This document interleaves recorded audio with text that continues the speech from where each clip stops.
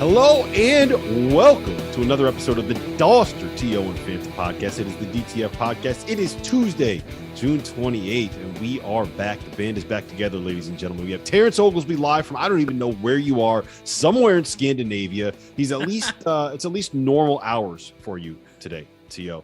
We also have John. 5:15, perfect, man. And we also have John Fanta, who is live, not from the beach. I don't believe. Are you back at the beach yet? You spend most of your life at the Jersey Shore during the summer, right? Nope, but I'm gearing up for a huge, jam-packed 4th of July weekend down the shore, DTS for all you Jersey folks. This is a dream for New Jersey to have a 4th of July weekend in which Friday's the 1st. Nobody's working on Friday the 1st. If you're working, you're lame. Saturday's the 2nd, Sunday's the 3rd. And yes, I'm taking you through numbers now. I'm not that smart. But July 4th is Monday. So you get a maximum holiday weekend where you don't have to go to work until Tuesday. This is a terrific holiday weekend coming up. And I think everybody needs it. They need some rest, some relaxation. So I am gearing up for a great weekend ahead down the shore. You can find me at Parker House all Sunday afternoon doing oyster shots. Well, you know what? I might have to make my way down there. So DTF is going to be DTS this weekend, ladies and gentlemen. T.O., let me ask you this question. I need your number one food at a July 4th cookout, barbecue, whatever you want to phrase it. What's your go-to? I'm such a burger guy. Like, just keep it simple. Give me a nice cheeseburger, some tomatoes, some lettuce. Throw in some pickles, some sweeter pickles though. Yeah, add a little different taste to it, and then ketchup, mustard. And I'm the happiest man you'll ever meet. Fanta? So let me give you this one, guys. Oh boy, this is how lucky I got getting engaged to my wonderful fiance Victoria. And no, I did not know this before I started dating her. It's not like I did a background check. Her parents met at the Culinary Institute. Oh boy. You. So I am marrying into a family of chefs. And for the 4th of July weekend, Dalster's going to love this. And T.O., I think you will too. Her dad is deep frying a turkey for the 4th. And then taking the remnants from deep frying the turkey, and he's making homemade French fries. Wow. Oh boy. Now, there's a twist on the 4th. Now, in terms of barbecue, I love my medium rare steak. Take that. Everybody in our group chat, I have a ton of thoughts on that. But I'll be having some deep fried turkey, a little shade of Thanksgiving here during the 4th. Look, I can't respect T.O. I don't know how you eat your steak, but I'll tell you this. I can't respect you. I can't respect you as a man if you are getting well done or medium well done steaks. No, you're not. You're a child. That's all. You're a child. You're a lesser human. Steakums. You're getting steakums. You're putting ketchup on it. You're probably drinking it with a glass of Boone's Farm, right? You're drinking wine out of the bag. You're not an adult if you're ordering medium well steaks. You're a child. That's just it's just that simple. That's a veiled shot. I don't need to put his name, the name of the three gentlemen that's a veiled shot at, but it is. They know who they are. Yeah, go over to the kids' table. Okay, you deserve a kids' menu if you're ordering a well-done steak. You can pick between chicken fingers, mac and cheese, and a burger, but that's it. If you aren't putting pink in your meat, you've got it all wrong, man. The color of T.O.'s head. I mean, look, Fanta, you're just gonna let that one ride. You're gonna let that one ride. I'm not gonna say. I'm just gonna let it go. That's all I'm gonna do. You are exactly right. You are exactly right. If you're gonna cook a piece of meat until it turns into a piece of leather, I can't respect you. You're basically eating a flip flop. Why would you pay? Why would you pay that kind of money?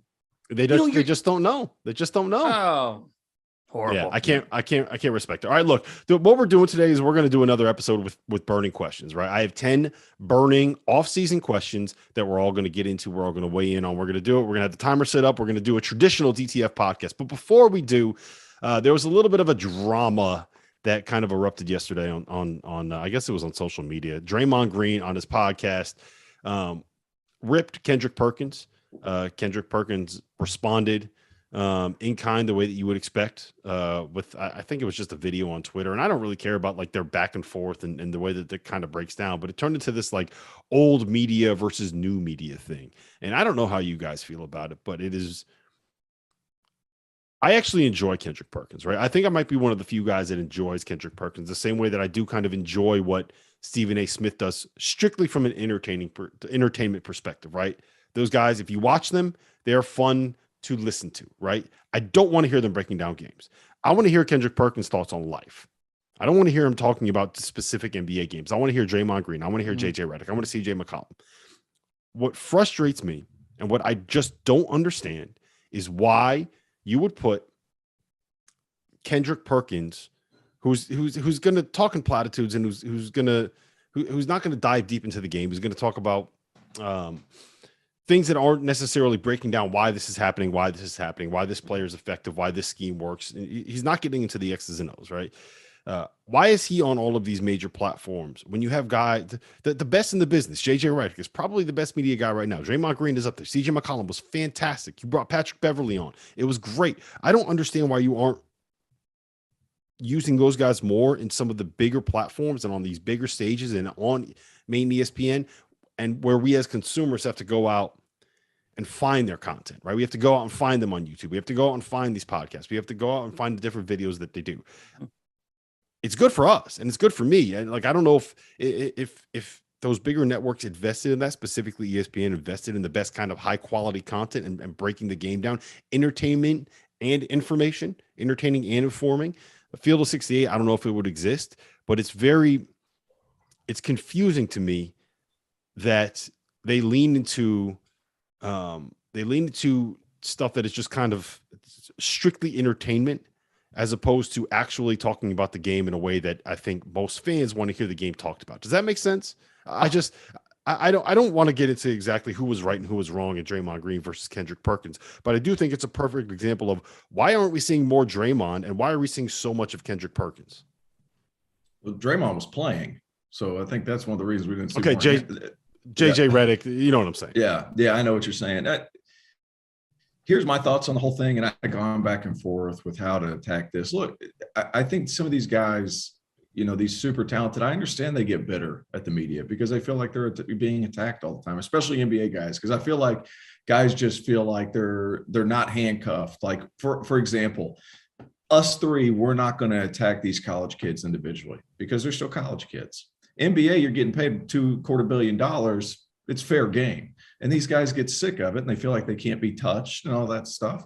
But I also think that some of these guys, Draymond in particular, Kevin Durant in particular, Kyrie Irving is his own brand of person. And I'm saying that nicely. But what I'm getting at is they are the Skip Baylesses, who's crazy on his own, the Kendrick Perkins, who doesn't know basketball. He was a big enforcer who set really good screens and did the dirty work. Like, he didn't know basketball. They're there to entertain. That's their job. So like, what, I don't understand where all the animosity comes from. You guys show up to do a job. They show up to do a job. They know exactly what they're doing when they're hiring it. I don't understand the resentment from some of these guys. And I to be honest with you guys, I thought Draymond was out of line because one is he doesn't have to attack Kendrick in that manner, especially when bringing up pejorative terms when doing so. I don't think that's one. Kendrick's doing his job. Two, for you to do something like that completely takes away from how you could actually win an argument, and it just completely stepped over the line. So I don't understand the animosity. The media is going to be the media. You're going to have some guys that are really positive. You're going to have some guys that are really negative. And when you're NBA and you're getting paid $250 million, you're going to get some of it. So just deal with it. I don't understand why they're attacking them. Now, to your point about having more educated, when I say more educated, what I mean is more guys that are going to be on television, more so teaching the game. I'm in agreement. I think ESPN's gotten away with that. What Kendrick Perkins is really good at is creating narratives and kind of saying stuff that just is off the wall. I mean, whenever in his bio it says went to Cash University, it's like that's what he does. He's good at instigating comments and instigating people to say stuff. That's why he's there, and everybody knows that. He's good at creating content, right? That's right. He is very good at creating content and stuff that we can talk about, which is why, like, I want to hear Kendrick Perkins talk about life. You know what I mean? Like, I want to sit there and I want to talk with him about, you know, what I want him to be on this conversation when we're talking about the best foods at the July 4th cookout, right? I want to hear what he thinks about things beyond just basketball. Just talk to me about life, Kendrick. I don't need you being the guy breaking down the games because you're not doing it as well as these other people are. And what I don't understand, and maybe it's just because we're not necessarily the average fan and we want more in-depth stuff. I don't understand why all of the good stuff is what you have to go find on YouTube from content creators like JJ Redick, believe it or not. And the stuff that is on these major platforms are the ones where you're like, yeah, you know what? That's what a YouTuber would probably be talking about. It baffles me that is what these executives have decided to platform themselves, while all of the best stuff you got to go out and search out on your own. That's what I just don't get it. But it works for us, man. Field of 68. We're making it happen. Yeah. It creates an avenue for us. Yeah. Here's the deal. Draymond Green made things personal.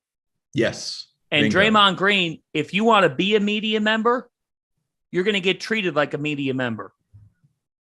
So if you want to get into that, that's great. Good for Draymond. I'm happy about it. Draymond Green is also, he's got a ton of charisma and adds a ton of personality on camera. And he's going to have a job in TV after he's done playing.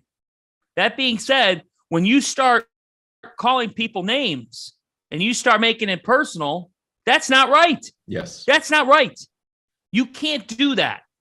So in terms of what's being discussed versus what happened in this instance, I'm looking at what happened in this instance and I'm saying, look, I mean, Kendrick Perkins didn't do anything wrong here. Like you guys said, I'd listen to Kendrick Perkins talk about anything. Draymond Green took it upon himself to call Kendrick Perkins something bad, and Draymond was out of line. In terms of the networks and what they're doing, I will leave it at this. I grew up 6 years old, 7 years old, 8 years old, 9 years old, watching SportsCenter in the morning. And you know what I would do? I'd watch the 8 a.m. The 9 a.m. was his taped show. They wouldn't come on live until like noon. I would watch it over and over again. It never got old. You would watch the highlights back. You'd watch this playback. Maybe I was just strange, but like that was my childhood. There are days and times where I just wish sometimes that they would go back to what the bread and butter of the situation is. Like, yes, at times coming on and talking about what happened in a game versus what this means for a guy's legacy or what this means for his fate. Just at times we make sports such a fantasy in this world that we ignore the realities of what happens in a game. And I wish sometimes that we could just focus a little bit more on who won, who lost, and why it happened. It's why I will dish out some praise. Guys, when it comes to guys talking about games, you guys are speaking highly on Redick. I agree with you. McCollum, totally agree with you. The OG over at the four-letter network, the worldwide leader, who always comes on, talks about a game intelligently, has even stood the test of getting laid off, is Tim Legler. Yes. Tim Legler has been on the air for 20 plus years and always comes on, talks intelligently about the game, doesn't get too far into takes. Like, you can have a take, but back it up. And lately what we've got is just people spewing out takes and not having a whole lot of reasoning. Remember the realities of the game versus the super fantasy world that we create of how some guy's going to be remembered when he retires. Yep. Totally agree. Well said, Fanta, and good call on Tim Legler. He's very good at what he does, and I do enjoy him quite a bit. All right, let's get into some of these burning off-season questions. I have 10 of them. We're going to do 4 minutes on each of these questions. We're bringing out the buzzer, T.O. I know how much you love that timer, how much you love that alarm. It's going to be 4 minutes per question. We're going to open 6 minutes on this first question because I think this is the biggest one that we have to talk about. All right, so we're going to you first, T.O., on this one. Gonzaga or North Carolina? Who is the best team in the country? Go. If I had to pick one, I would go between the two. I'd probably go Gonzaga. You have to pick one. That's the question. Well, the whole but the rest of the question is, one. or someone else. I read the notes, or someone else. And just to be devil's advocate, I would go Gonzaga if I had to pick between the two. But there's two teams right now. Without guys, I haven't done the deepest of dives. I'm going to obviously do that. I have my windows open because there's no AC here and it's 80 degrees outside. So if you hear a car go by, that's what's happening. But two more teams that I really have my eye on. One is way out west, and we understand the historical significance of them, but UCLA is going to be pretty good. They're going to be pretty good. They lose Johnny Juzang, but they get Amari Bailey, who's going to give them another shot creator for others with the ball beside Tiger Campbell. They get Adam Bona, another guy who is physically ready to contribute right away. Both of those guys are top 20 guys. I love UCLA moving forward without Johnny Juzang, because I think sometimes they hold the ball too much. Amari Bailey gets that ball moving a little bit more. Tiger Campbell, much of the same way. And then another one, guys, Houston. I'm never going to doubt. Is it time for Houston to take that next step? Marcus Sasser returns. They get a young man named Jarris Walker, top 10 player in the country, and then Terrence Archino, who was a top 70 player in the country, probably underrated. Houston's going to be really a good again. If I had to pick between the two, I'm going Gonzaga, then UCLA and Houston as well. Carolina's good, but I think people forget how good Brady Manick was for that team. I'm going to go with Carolina here over Gonzaga, and the addition of Pete Nance puts Carolina over the top as my number one team in the country. Look, they lose Brady Manick, and there's no question he filled out a unique role. There was only one player like Manick in college basketball last season. It was him. He was very unique. But you bring back your starting backcourt. That's where I'm concerned with Gonzaga, guys. Nolan Hickman, Rasir Bolden, Julian Strother. I get that they're all quality pieces, but I still give Carolina's backcourt the edge with RJ Davis, with Caleb Love, and then with Leaky Black. And I think that the returning experience there and the fact that those dudes perform like dudes in March Madness, they just stepped up to the occasion time and again in different ways. I'm going to side with that backcourt. And oh, by the way, the return of Armando Bacot for this team is able to negate, if I'm comparing Gonzaga and North Carolina, the return of a Drew Timme. And Timmy's return is huge. And I'm not questioning Drew Timme here. I look at Gonzaga, though, and in the past couple of seasons, what's made them so successful is I have loved their backcourt. And I thought that that gives them a different dimension.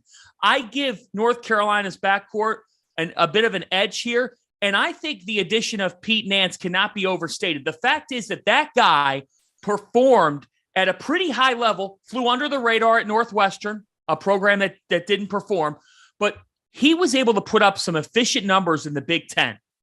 That's going to translate over at North Carolina. And oh, by the way, now Pete Nance is playing with better players at Carolina. And I think that helps him too, because Pete Nance was at the top of everybody's scouting report at Northwestern. I give the edge to the Tar Heels over the Zags.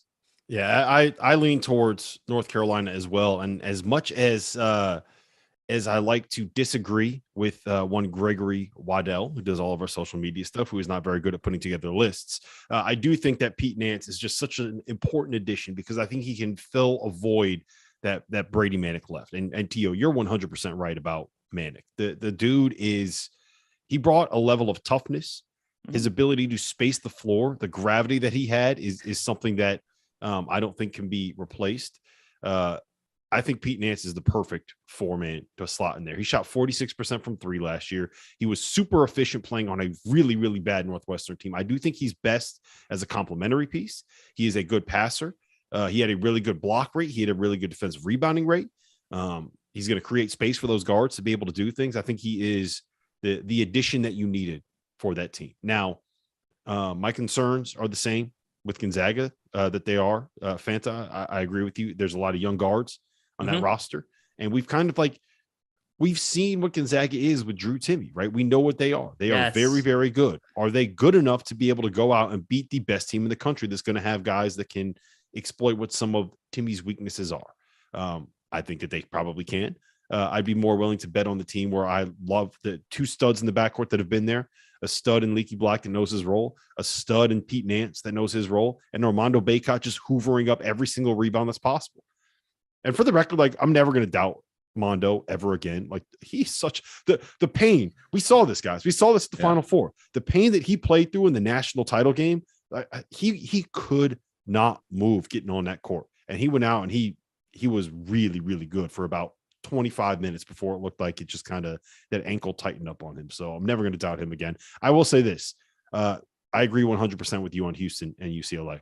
To that would be, those are my top 4 right there, my preseason top 4. I just think I would have North Carolina a little bit above Gonzaga and Gonzaga a little bit above those next 2. I just trust them a little bit more. I think there's more overall talent, if that makes sense.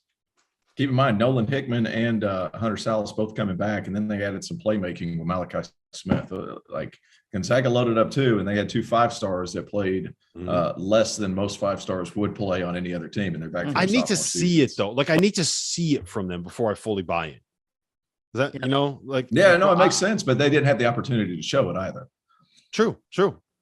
Very fair. I am very interested. Like, Gonzaga could run out a lineup where they basically have Nolan Hickman, Hunter Salas, Rasir Bolton, who's coming back, and Julian Strother as their 1, 2, 3, 4 all around Drew Timmy. Like, how do you guard that? Very versatile. Another name is Efton Reed for Gonzaga. What's he going to do with more of an opportunity? But this is Salas's time to step up and give them what they recruited him on. And I'm with you. I mean, look, that is when I think Gonzaga, they've got an interesting 4 out, 1 in that they can go with. So there's a lot of intrigue there. And there's also intrigue too, when you do have pieces that haven't yet been able to show it, what exactly does it come out to? Whereas with North Carolina, we do know a lot about that team. We know a lot about what they bring to the table. Do you guys, briefly, T.O., do you trust Carolina's bench a lot? That's the question. I don't know. Hey, first of all, better alarm, I think. Not much better. I don't have a good alarm on this. I don't know. I don't know what it is. I judge myself for what these alarms are. But go ahead, T.O., answer Fanta's question before we get into question number 2. That's the thing that most people are going to worry about. You obviously get Nance, but behind it, Puff Johnson, is he a North Carolina level player? I would say no. But Hubert, whenever they got a lot better, he shortened his bench. That was the big thing. He shortened his bench. He quit playing everybody. He played 6 players. Now, is he going to do that all season next year? Because then there's a cumulative effect that starts in November, and then by the time you get to March, dude's legs start leaving. And it can become kind of an issue moving forward. But it'll be interesting to see. The bench for Carolina is going to be huge. One thing Gonzaga does have is a bench. So the longevity and the lack of scheduling with playing in that conference, I don't want to hear it. It's not as good as the ACC. But the longevity and the depth of Gonzaga is significantly different. That felt personal right there. It did. It was personal. It was a wee bit personal. All right. Question number 2, Fanta. We're going to you first on this one. Duke's rotation this year could very well end up being 4 true freshmen: Jeremy Roach, Jacob Grandison, who I think might just end up being Joey Baker with a headband, and another freshman that should actually be a senior in high school. Do you trust them with a brand new head coach? Do I trust them to be a national championship contender? No, I do not. I don't. I'm out on Duke in that regard, which is always the expectation at Duke. And it's not because of John Shire taking over. I actually am more intrigued by Duke because of John Shire taking over on the sidelines than I would be if Mike Krzyzewski were back at Duke for another season. Confirmed. Not a knock on Coach K, more about change. Change is needed sometimes, and this was time. What I get concerned with Duke is Kyle Filipowski and Derek Lively coming in. I'm fascinated by them. Filipowski, people argue he's the most ready player to take on the college game, and Duke can play through him and his length, and the idea of Filipowski and Lively, Duke's length, they're going to be an imposing duo coming into this program. Where I get concerned is, at the end of the day, Jeremy Roach is limited in what he can do for a team. He's a quality player. Is he the alpha? No, he's not. Dariq Whitehead, it's a lot to expect of Whitehead to come in as a wing. He does love to attack the rim. He's an aggressive player. He's a good ball handler. I'm intrigued to see what Whitehead brings to the table. But again, he's going to just be a freshman. And Jacob Grandison, to me, is a role player. And what I wonder with Duke is late in the game, who are they playing through? Are they playing through this length of Filipowski and Lively? What exactly does this team look like? I think that they have intrigue because of the bigs, but guys, it's a guards game. And I don't trust Duke's guard play. T.O. That's actually where I was going to go. Is I think Jeremy Roach is going to be a top 4 point guard in the country next year. I really do, because his ability with the basketball, his quickness. You play. Is that an alarm or a phone? I don't know. That's what that a phone. Was. Okay, got you. No, I love the way they put this roster together. They put together some guys. Some of these transfers. Grandison, was he the best player on his team? Nope. Ryan Young at Northwestern? Nope. Kel Ketchings at Harvard? Nope. But what they did was they got a bunch of culture guys to go along with these young guys, these guys that understand expectations. And then you bring Jeremy Roach, who's a supreme ball handler. You started to see flashes of what he could be the back end of last year. And then during the tournament, I thought he played exceptionally well. And then you look at their makeup beyond that. Derek Lively is DeAndre Jordan with a jumper, in my opinion. I like he gets wherever he wants. Defensively, as far as blocking shots around the rim, he's got supreme length. Filipowski, I didn't get a chance to see him in person because he tested positive for COVID at Peach Jam last year. Yada yada yada. Didn't get to see him. Heard great things. Really skilled, 7 feet, good player. And then you have Dariq Whitehead, who is a supreme athlete at about 6'8", 6'9", that is college ready. You have all this talent around. Or surrounded by veterans who are willing to play roles, and a point guard who knows how to play the game at a high level going into, what is Jeremy Roach, a junior now? I think he's technically a sophomore. He's got 3 years of eligibility left if he wants to take his COVID year. Yeah. But he's a junior. He's been there for 2 years. He's played. Mm-hmm. He's been through the ringer. Didn't play. He got injured. Yada yada yada. But this guy is really quick. He's going to have an excellent pick and pop target, pick and roll target with Lively, and the floor is going to be more open this year than it was last year because those guys can shoot the ball. And Joey Baker, yada yada yada. Never really hit shots when it mattered, was in and out. We'll see how he plays at Michigan. But this Duke team, the pieces really fit. And I like the way their roster is put together. Are they a national championship contender in year one? That'd be a sight to see, but it's going to be tough. There you go. You didn't get to say anything. I agree with both of you guys for the most part. I think it's going to be a little bit of a slow build for them. The ceiling's there. I think they're going to take some lumps early on in the season, as you do when you have that much youth. All right, T.O., I'm going to you first on this one. Question number 3. Can you trust Kansas when you don't know if you can trust their 5-man? Yeah, they won the national championship, and they didn't know. And yet David McCormick found a way to figure it out. Bill Self sticks with those guys. Now he's gone, but they brought in some guys too. I love Kansas. And the reason I'm going to trust him is Bill Self's the head coach. Now, I don't know what else is going to happen during the offseason, whatever. But I trust Kansas as long as Bill Self's on the sidelines. And then you're going to have one of the breakout candidates in the country, and Bobby Pettiford, who sat the bench this year. But this is a strong body guard with supreme quickness. He's really going to be able to play. He took a year to learn, didn't play that many minutes. But I'm telling you guys, this kid is special. He's the next great guard from Carolina to move to the I guess that would be the Midwest, right? Kansas. Like this guy, he's really, really talented, and their recruiting has just kept pace. Grady Dick was the Gatorade National Player of the Year. As long as Bill Self is on the sidelines, they're going to figure out a way. And if they don't have a 5-man that's consistent, Erdis Uday is going to be good. I'm not sure he's going to be great right away because obviously some of these Kansas bigs take a second to kind of get acclimated and to be efficient. But I still trust Kansas no matter what, just because of Bill Self. Yeah, I mean that's 100% it. It's the guy on the sidelines, right? It's Bill Self is going to find a way to figure it out. And the one place I will give him credit is he has been willing to go to more of a small ball approach when needed. There was a while when he would refuse to do anything other than play 2 big guys and really run that high-low offense, right? And we saw it. I think it first kind of started with the year with Josh Jackson when he was there. Then 2018 they made the Final Four, playing mostly Svi at the 4. They've kind of embraced this this a little bit more of a 4-round-1 identity in recent years. The 2020 team with Doak at the 5.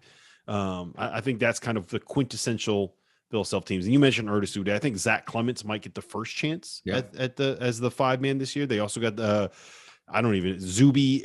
I'm not even going to try to say his last name, but they have bodies up front. I will be interested to see with a guy like Kevin McCullough coming in, with a guy like Jalen Wilson coming back. You mentioned Grady Dick. I don't know if you mentioned MJ Rice. There are going to be lineups where they could use maybe McCullough as a small ball 5, maybe put KJ Adams at the small ball 5. I think Fanta. I think we're going to see a lot more interesting lineups when it comes to Kansas this year. I think we're going to see a lot more experimentation, especially early on. But look, I'll tell you this: if Bobby Pettiford ends up living up to the expectations we have, which I hope is Frank Mason's sophomore year, the year when they had it was the year after Andrew Wiggins and all them, and then Bill Self. You combine those two things, I got no doubts in Kansas. Well, and don't forget about the guy who redshirted last season and practiced against David McCormick every single day, and that's Cam Martin. So it's interesting to see what he's going to bring. And the thing is with Cam Martin, we don't exactly know what he's going to bring to this team. He's a versatile piece. He's somebody that maybe he gets some time at the 4, although Jalen Wilson has that held down. What they do at the 5 is the key question to answer, but you trust it. You know why? They do have options, and you guys have brought those options up. It's not like Kansas is in a corner down to one guy at the 5. And I think that Zach Clements will be the guy that gets the first crack at this. He seems to have the best frame at the moment, and he has the best physicality of the candidates to take on this 5 spot for this team. But you know what? They don't have to play through the 5 to win games. They've got enough pieces. I think DeJuan Harris continuing to develop his game is important for this team. And I think Jalen Wilson, such a good leader. Like he's such a valuable presence. Great leader. I think some of the things on the court that he can do in terms of making plays for others is important. And then what Jalen Wilson tested the waters. So Jalen Wilson, what are you going to do to build upon that here this upcoming year? We asked that same question with Ochai Agbaji. Now I want to know what Wilson does to answer it. Yeah, it'll be interesting to see if he can kind of make a similar leap. All right. Question number 4, Tio. We already know your answer on this one. So Fanta, I'm going to you first. Buy or sell Houston as a national title contender? Buy. In fact, I buy Houston more than I buy Gonzaga and another team we're going to be talking about. Look, Houston is bred on toughness. They are toughness personified in college basketball. And with what they have coming back with Marcus Sasser and Tremont Mark, those two guys are just flat out dudes that make things happen for this team. When you think about what they have beyond those two guys, yes, they lose Fabian White, and yes, they lose Kyler Edwards and Tajay Moore, but they made some key additions. They added a Texas Tech transfer in Myleik Wilson, who I think can help them. I'm interested to see what Walker as well as Reggie Chaney can do for that team in the front court. But when I look at their pieces, when I look at them defensively, they're as good as any defensive team in college basketball.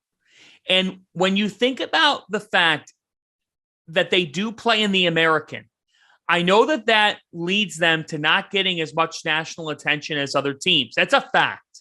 Because when they face the big dogs in March Madness here the past 2 years, they have been more than up to the challenge. When you watch them in person, they're so imposing. That is the makeup of this team. Again, they have quality pieces back, but I think being in the American actually can help this team in some respects because they schedule people in the non-conference, but Kelvin Sampson does a nice job of getting them groomed for what they see in the NCAA tournament. And sometimes playing in an easier conference, but not too easy, allows you to work on some things yourselves during the season and really be ready for what you're going to see in March. Am I buying Houston? Hell yeah, I am, because they've got enough pieces coming back. They've made some quality additions, and I think Kelvin Sampson is the most underrated coach in college basketball. We talk about point guard play all the time, right? But there's a reason it's a running joke as a buzzword on our show. And Marcus Sasser is the best point guard in college basketball. I don't think that that's the conversation, right? He's the best guard in college basketball. I don't know if you want to qualify him as a point guard. I don't know what you want to phrase it as, but he is the best ball handler in college basketball. You combine that with the team that brings back veterans like Jamal Shed and Tremont Mark. We've seen what they can do. Adds in a couple of talented freshmen. You mentioned them, Jarris Walker and Terrence Arsenault. And then you always, Tio, you just trust whoever Kelvin Sampson has at his 4 and his 5 spot. It doesn't matter what the names on the back of the jersey are. There's going to be two things you know about them. They're going to be 6'8", solid muscle, and they're going to play their balls off for 40 minutes, however long they're on the floor. And if you combine Marcus Sasser, combine Marcus Sasser, those veteran guards, that young talent, and those dudes that are just going to be culture, toughness, winning mentality guys. If you don't buy Houston as a national title contender, then you don't know ball. Bottom line, you don't know hoop. No, playing hard is a skill, guys. I mean, it's just as big a skill as shooting the ball or using the pick and roll, whatever. Playing hard is a skill. That's why Dellavedova got paid, because the dude played harder than everybody else. This Houston team, they have everybody that just plays. You saw it in the tournament. I mean, they were unbelievable. Every loose ball, every charge taken, every ball, like 50-50, forget it. Houston's getting that ball. And then you also have the talent on top of it. It's a recipe for disaster for whoever they're playing. Plus, they got a top 10 player in Jarris Walker. And then you got Terrence Arsenault, who, like I said, is probably more of a top 35, top 40 kid. Talent is there in Houston, and they're going to keep it rolling. Yeah. We don't question Kelvin Sampson on this podcast. We don't question him. What we do question is your ringer. My choice of alarms. All right. Question number 5. Fanta, I'm going back to you first in this one again, because it is a Big East team. It is Creighton. Are you buying or selling the Blue Jays as a national title contender? I am selling them as a national title contender. I think that they are a really, really, really good team. But to me, they're closer to Elite 8, Sweet 16 than national championship game. And that doesn't mean that they can't grow into a national championship caliber team. But I do think that as a result of their March run to the Big East championship game, and then a game against San Diego State, I don't like hypotheticals. I hate them. But guys, if you watched any part of that game, San Diego State had that game in the bag. They should have won that game. As a result of Creighton winning, they come back and win the game, and then giving Kansas a terrific test, down multiple guys that are now coming back from injury. And it's good to hear that Ryan Kalkbrenner and Ryan Nembhard are both cleared for all basketball activities. Wow. They're both good to go. So those injuries are not going to impact Creighton into this season. They're working right now. That being said, Ryan Hawkins did so many things for that Creighton team last year that I don't even think got accounted for. And as much as Baylor Shireman coming in makes a big difference, let's keep in mind here that as good of a player as Baylor Shireman was, it's still a transition going into the Big East for night in, night out play, going into a power conference. So I think this comes down to if Trey Alexander and Ryan Nembhard can really make the spurts, because Alexander, he didn't play his best basketball until Nembhard went down with the injury at the end of the season.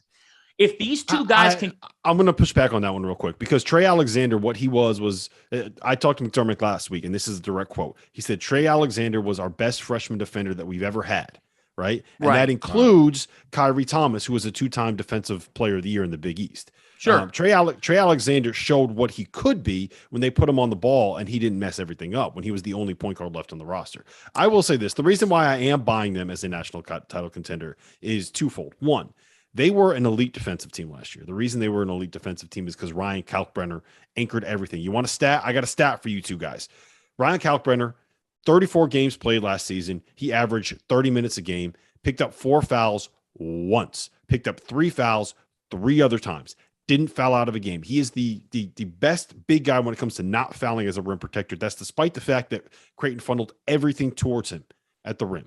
2, there's no way that they could possibly be as bad 3-point shooting as they were last year. Arthur Kaluma shot 26% from 3 last season. I think we can all agree he's better than a 26% 3-point shooter. I think bringing in Baylor Shireman, who McDermott told me is basically Mitchell Ballack, but a better passer. You bring in a guy like that to help create some space. And all of a sudden you have sophomore year Trey Alexander, sophomore year Ryan Nembhard, their ability to get in there, create space, run ball screens. You got the rim runner at Ryan Kalkbrenner. You got a shooter in the corner on either side. And all of a sudden that lineup becomes much more dangerous. You are exactly right about Ryan Hawkins, Fanta. I will say this as well. I think that when you get these guys, one, learning from AOC and Ryan Hawkins, and two, becoming sophomores, I think that they will be better. T.O., you got 30 seconds. Give me your take on Creighton. That's an expensive Mitch Ballack.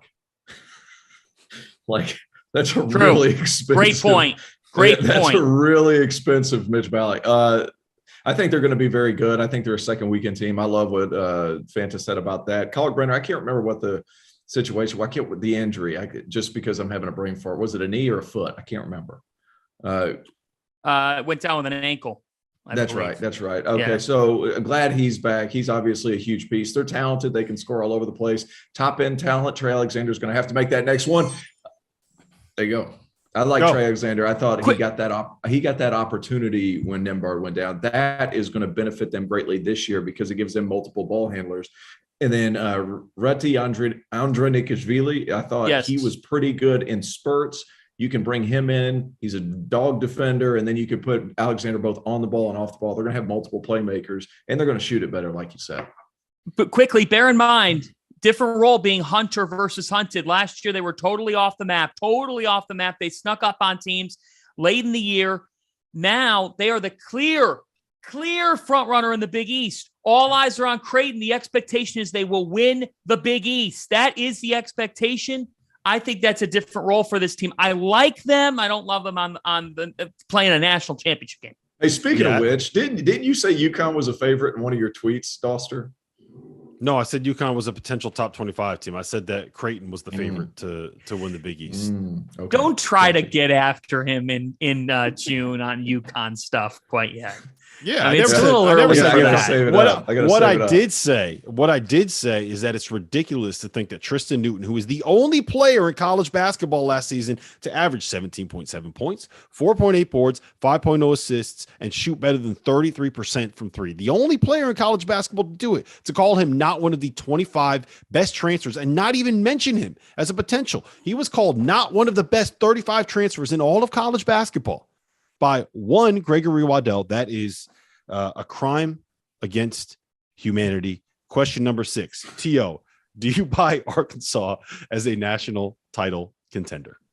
I love their makeup. And anytime you want to address one of the best coaches in the country, start putting Eric Musselman in that conversation, especially with some of the coaches exiting here lately. Their talent is high level. They kind of went the same route as Duke, except for the transfers they took in are hard playing, high energy defensive pieces. And that's going to give them chances with Nick Smith, with some of these other high level freshmen, Jordan Walsh, guys. You mix in veteran pieces that are good at doing the other things, along with top-end talent like a Nick Smith. Like I said, it's going to bode well for your season. Arkansas is a legitimate threat. That was it, 2 Elite Eights in a row now. They're a legitimate threat to end up in Houston. I never lose faith in the must bus. Jalen Williams coming back would have been massive, but even so, I feel like they're going to have enough talent, they're going to have enough scoring, and they have bigger body size this year with some of these high-level freshmen coming in. They got a bunch of big forwards with the twins from Rhode Island, and they got some length from Arizona State. They're just taking it from all over the place to go on top of 5 top 100 kids or 6 top 100 kids, whatever Musselman brought in. It's a lot, and they're going to continue to be really, really good. They are, in my mind right now, the SEC favorites and favorites to make it to Houston because of their high-level freshmen, their scoring, and their pieces around those guys defensively are going to be really, really tough. This is how it's going to play out, Fancy. You ready? Here's my bold prediction on what Arkansas season is going to look like. They're going to be okay in bye games in November and early December. There's going to be some point in December when they start getting their ass kicked, and there's going to be a 3 to 4 week stretch in mid to late December, maybe even into early January. We're like, yeah, the bottom fell out. The must bus, the wheels are deflated. The axles fell off. Don't get off the must bus. Bail is going off a cliff, right? And then all of a sudden, Muss is going to figure out who his 6 guys are, figure out what his rotation is, figure out, okay, no one can stop this dude when we do this. No one can stop this dude when we do this. No one can stop this dude when we do this. He's going to have basically the 3 plays that he runs, they're going to become unstoppable, and they're going to make another Elite Eight after being horrible for the month of December, because that's what they've done like the last 3 years. That is the pattern for Arkansas basketball. That's what they do. Muss puts all these guys together, figures out what's worked, cuts bait with all the other guys, and goes with his 6. That's how he does it. Is this that thing where one of the people who works for this media network says that they're a top 10 caliber team, but that he thinks that they're really not that good? And then when they're failing, he takes victory laps around Mama Hog and proceeds to just totally tear the program apart. And then when they get on a run again, people, the same Arkansas fans, ask him to apologize to them, and he says, "I have nothing to apologize to you for. I always thought that this was possible." Is this that same drill? Yeah, this is gonna be what happens again this year. Jeff, and do you know who I'm talking about? Is Wash, his name rinse, and Jeff? repeat. Yeah, is his name Jeffrey Goodman? He's going to bury them in December, and he's going to refuse to pull them out of the grave afterwards. I mean, this is what, look, the talent is there. It's undeniable. The talent is there. Nick Smith is a stud, right? Anthony Black, I like him a lot. Jordan Walsh is the perfect super athletic 4-man. They're young, right? Mm-hmm. They're young. And the transfers they have coming in, I think some of them are, let's just say, the teams that they're leaving are not necessarily sad to see them go, but the talent is there. You just got to figure out how these rotations are going to end up working. And there's 13 guys on that roster that are basically expecting 25 to 30 minutes a night, and that just ain't going to happen. So someone's going to be sad. But he doesn't have a hard time doing with that. Like Chris Likes, look at what he did. Right. And you got an all Pac-12 selection in Jalen Graham, and then the American Athletic Conference 6th man of the year and Ricky Council IV. I mean, look, they've got transfers that have come in that you say, I get what you're saying, that it might not be that team's biggest sense of disappointment that they're heading out. But Eric Musselman, he didn't pick up just any power conference transfers. He picked up guys that coaches respected enough to vote for them on all conference teams and awards. I just don't like how you guys aren't respecting the alarm. All right. You keep telling us to keep going, baby. You aren't respecting the buzzer. Fanta's like, I don't care. I don't care if there's 0.0 seconds left on the clock. We are playing more basketball here. It's true. Elam ending. This is why look, if you guys think anybody can control Fanta here, now you're kind of understanding what his ego is. He makes his own rules. Oh, come on. Are you kidding me? No, I do not. All right, question number 7. We're going to you first on this one, Fanta, because this was your question that you wanted added to our burning questions list. The new head coach that you are buying the most stock in. Well, I think that we have similar answers, but that doesn't mean that I'm not going to go with my answer, because I'm first up on this one, and I'm going with Todd Golden at Florida. The fact that he comes into this job, he keeps Florida's top 2 players from transferring in Colin Castleton and Kawasi Reeves. And then you think about the fact that he brings in a killer in Kyle Lofton. Lofton, I think, flew under the radar nationally, but if you follow college basketball often like we do, the fact is the St. Bonaventure star was so vital to what the Bonnies have done in the past couple of years, averaging 13 and 6. Will Richard is a really quality ad from Belmont who can shoot the you-know-what out of the basketball. So they came in. This staff has come in. They brought in Alex Fudge from LSU as well. They took on their needs. They addressed them with high-caliber transfer ads. I think there's a new energy with this program. Golden brings that to the fold. And I think that Florida basketball can be a top 10 program year in and year out with the right man leading them. And I think Golden is that guy. I know when this hire was made, people were like, oh, he's young. He's different. He's from San Francisco. Does he know Gainesville? Bullshit. This guy knows how to coach. He's got high energy. I love that this has become the Fanta is trashing Goodman podcast. I just think it's a stale take to say because he's not familiar with the geographical footprint, he can't coach. Like, this guy can coach. He's the type of guy, you spend a minute around Todd Golden, you quickly realize why he's a winner. You don't just win games at San Francisco at the highest level. They hadn't been to the tournament since 98. There's a reason why they were there under Todd Golden.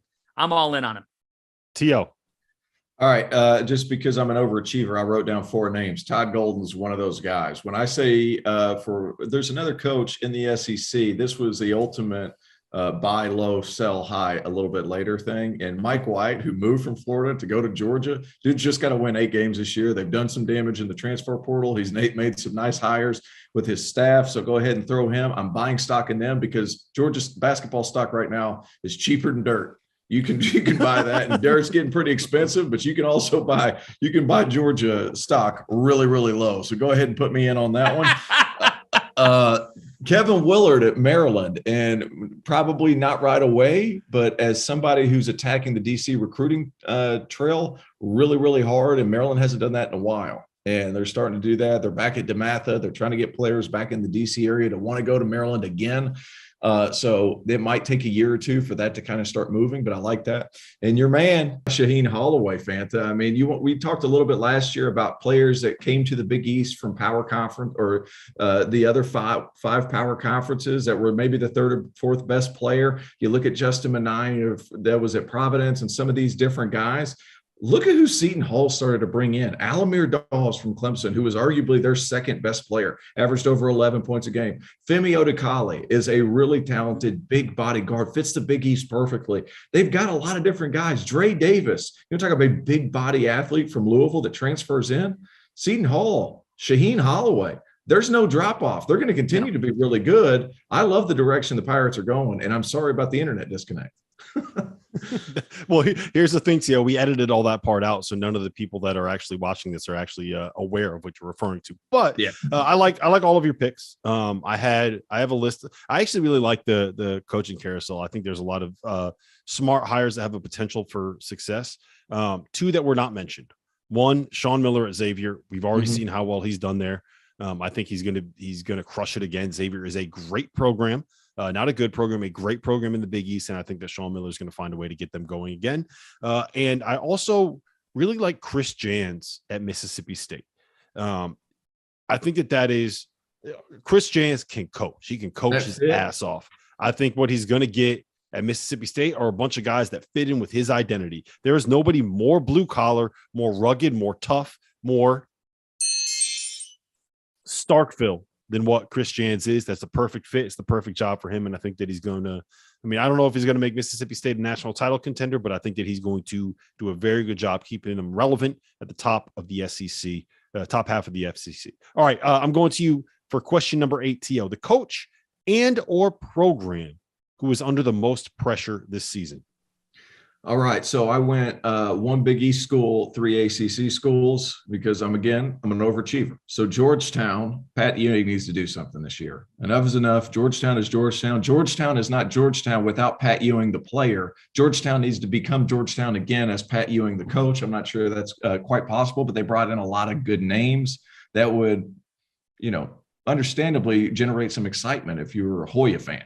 But that being said, still got to coach them. So we'll see how that goes. Syracuse is an interesting one. Not a great year last year, struggled with athleticism. They brought in some bodies. Boeheim's getting a little long in the tooth. When I say a little long in the tooth, his teeth are dragging the ground. That dude's old. That's all I'm going to say about that. And it's time that he has one more good season, and then maybe we see what the plan is for whenever he leaves. So that's going to be interesting enough. NC State, Kevin Keats. They've got to win. They brought in a bunch of new guys. Joel Justice, one of our favorites, is obviously one of those additions. You wonder how that's going to turn out, but Keats needs to win some games this year. They haven't won in a few years. They need to make the tournament. That's going to be interesting. And Miami, because all of this NIL money, if Miami doesn't win, it's going to generate some conversation. You're going to spend all this money on this roster, the roster that doesn't particularly stand out compared to some other teams in conference, and you're still spending all this money, you better win games. So those are my 4. But they made the Elite 8 last year. Yeah, I know. But they're also having a heavily invested team. They're almost as highly paid as the Miami Heat. They're the second highest team in that city. The second highest paid team in the city. What do you think life is like for Nigel Pack and for Isaiah Wong and for those guys and for Norchad Omier in Miami and Coral Gables right now? I bet they're living a pretty good life as a college student getting that kind of money in Miami. Are you kidding me? That would be a lot of fun. It ain't Carter Elliott on Bourbon Street, but it's damn close. Yeah. No comment. Go ahead. No comment. Yeah, I was about to. All right. So NC State was a good one in my opinion. I'm with you. Keats has got to win games this Gotta year. win. But this is an easy question to answer. The team. Can I guess where you're going? Can I guess where you're going on this? Yeah. John Calipari. Absolutely. I've been riding this bus for a while now. You can't do what they've done the last 2 years and then walk into this season and have a replica performance. If you do that in Lexington, people will be calling for change, whether you want to hear it or not. The fact is this: you have the best player in college basketball coming back to your team. And if he's not the best because you like narratives and you don't buy it, he's second or third best. Kentucky has to make a deep run in the NCAA tournament or else.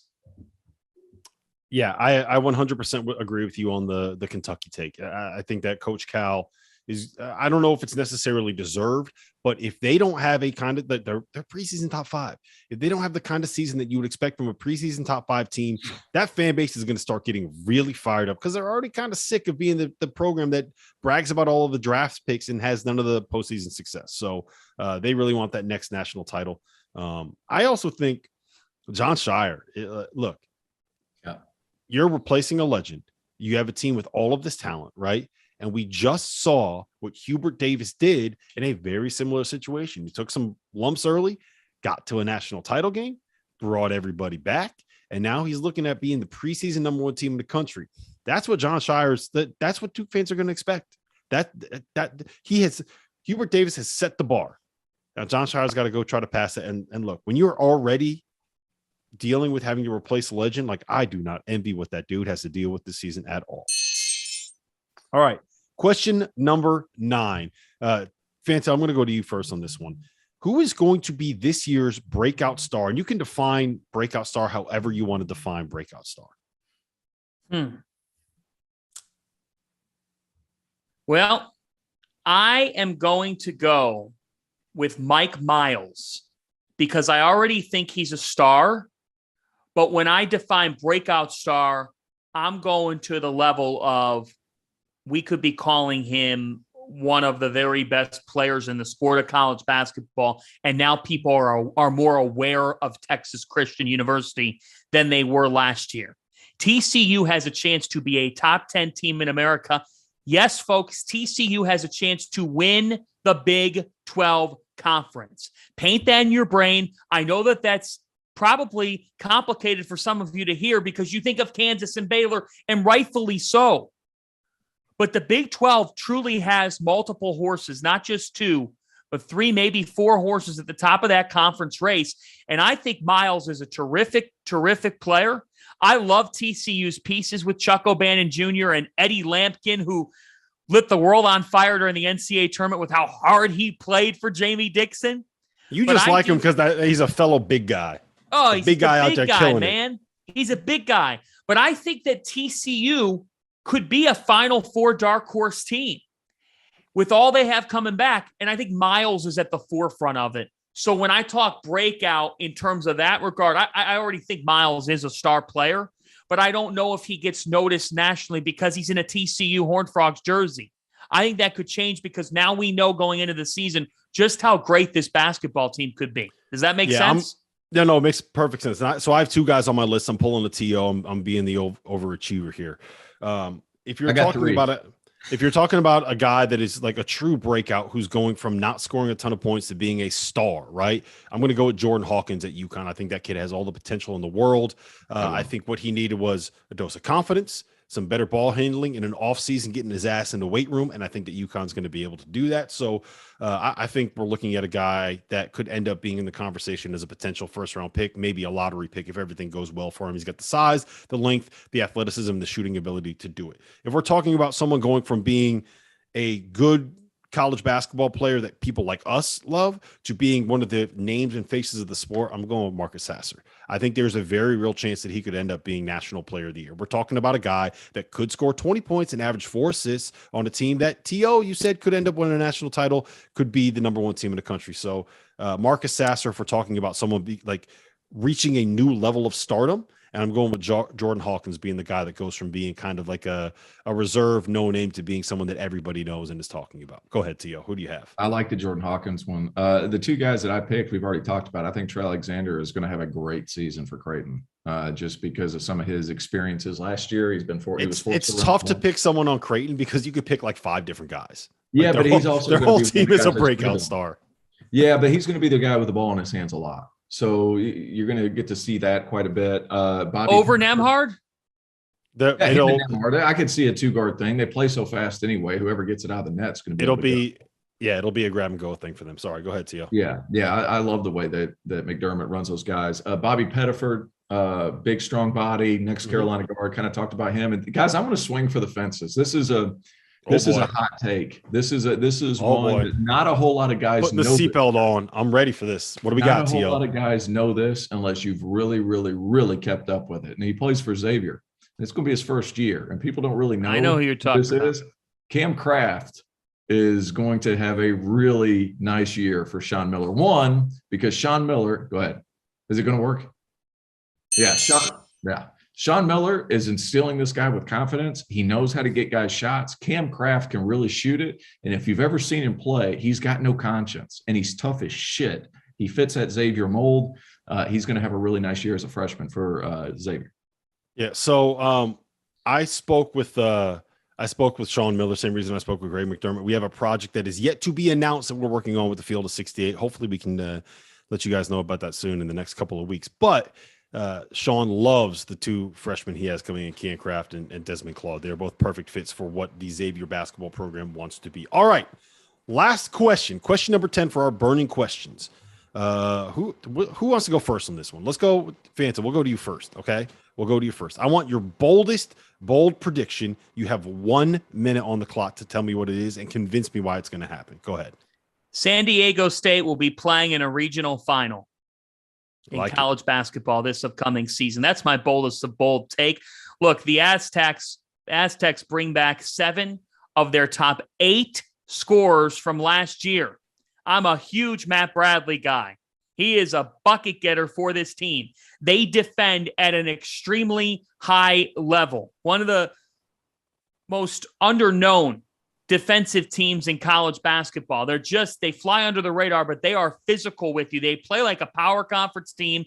Nathan Mensah provides length for this team. Lamont Butler is big time. They brought in some newcomers. Darian Trammell from Seattle, a high-level scorer that they bring in the process. This team lost in the first round of the NCAA tournament last year. I think that's going to fuel them. They have been the consistent program in the Mountain West, 9 out of the last 12 NCAA tournaments. You think about all they bring back, the fact that they have that centerpiece scorer in Matt Bradley, they defend the hell out of you. The Aztecs, the San Diego State Aztecs, are going to have a terrific year. All right, T.O., 1 minute on the clock. Give me your bold prediction. I think the Big East has 3 teams playing in the second weekend of the NCAA tournament. I think the league is that good this year. They're adding a lot of transfers. They're recruiting again at a really high level. The excitement is back in the Big East. I love the way how these teams compete, their toughness, the energy with Madison Square Garden. I've never seen anything like it.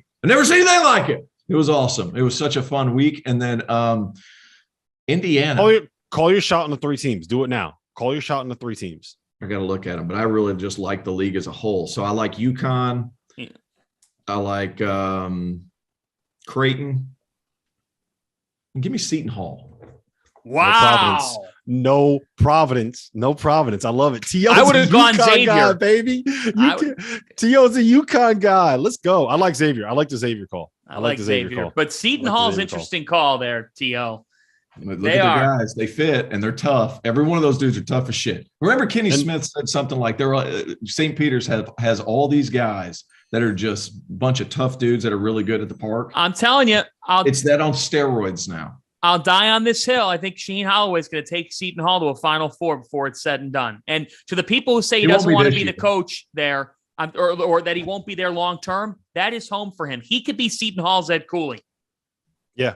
And speaking of Ed Cooley, I made a joke about Providence there, but I do think that Providence is going to end up being really fucking good. Yeah, really good. In and around the top 25. I think it's going to take them a little while to get there. They're kind of banged up right now, and they got a lot of new pieces coming in. but I do think that they're going to find a way to be back in the tournament at minimum, probably in and around the top 25 for most of the year. They're going to be really good. All right, my last one, my boldest bold take. I'm going to the Big Ten, and I'm going to say that there's going to be a Big Ten team making the Final Four this year, and no, it is not going to be the Indiana Hoosiers. I think that the Big Ten team that's going to make the Final Four this year is going to be Illinois, the Fighting Illini. Here's what's going to happen with them, right? They're going to win some big games during the season, right? They're going to lose some horrible games. They're going to enter the NCAA tournament sitting like 19-11, right? They're going to be a 7 seed. They're going to be a 7 seed entering the NCAA tournament, finishing 3rd in the Big Ten, right? And then what they're going to do is they're going to catch fire, and we're going to see the real Terrence Shannon come out, and we're going to see the real Matthew Meyer come out, and Coleman Hawkins playing small ball 5 is going to explode on the NCAA tournament. RJ Melendez is going to be one of the breakout stars in college basketball this season. Sky Clark is going to hit his ceiling when it comes to March, and they are going to be playing in Houston at the Final Four. A lot of offensive versatility on that Illinois team. A lot of go bold. Here's what you do, T.O. You go bold or you go home, and John Fanta has gone home. This has been the DTF podcast. We'll see you guys again next week. He's back.